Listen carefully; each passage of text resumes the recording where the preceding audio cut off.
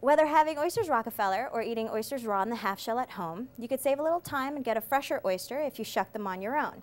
When I worked in a seafood restaurant in New York City, I'd shucked thousands of these. So I want to give you some tips so you could do it at home, so you could have the freshest oyster possible and save yourself a little money while doing it.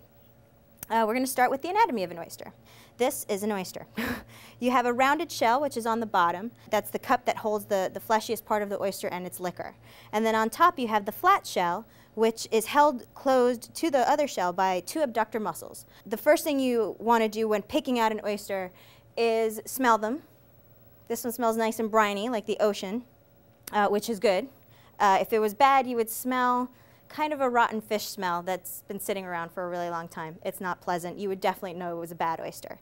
The next thing you want to do is tap it and hear that nice rich sound. If it was dead, the oyster would sound hollow, almost like castanets. Also, you'll notice if an oyster is dead, or even if it's just resting, sometimes these two shells will open, so its mouth will open a bit. If you tap on it and it closes tight shut, that oyster's safe to eat. If it just kind of sits there with its mouth open, it's probably dead and you don't want to risk it. The first thing you want to do when you get home is scrub off as much sand and dirt as you possibly can, because this is going to be your vessel for eating it, especially if you're eating it on the half shell. You don't want to get a mouthful of sand. It's not pleasant.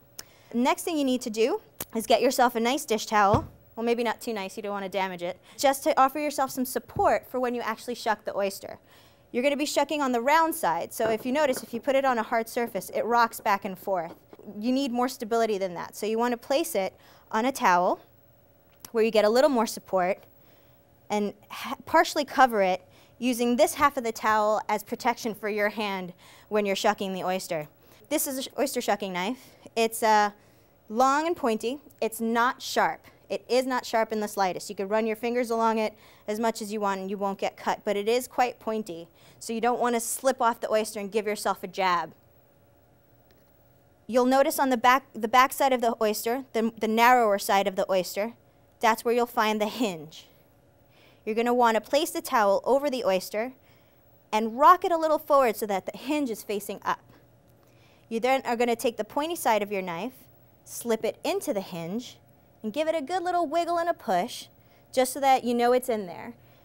And then you're going to turn it, and you're going to feel or hear, you didn't hear that one, it wasn't too loud, but you'll feel a pop in the oyster, and you'll feel that the oyster releases itself.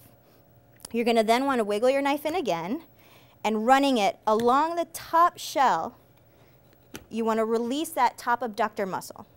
You're going to run your knife straight through, and you'll see the top shell just pull right off.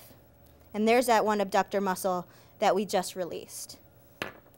You'll then want to grab the other side of the oyster, holding it gently so that you don't lose any of the liquor, all that juice in there, that's called oyster liquor. And then you're going to want to run your knife underneath the bottom to release that second abductor muscle. Now that you've shucked your oysters, you could place them on a nice ice-lined platter with some lemon wedges, some shallot vinegar, otherwise known as mignonette sauce, or some nice spicy cocktail sauce. Or, if you're like me, you'll just take them au naturel.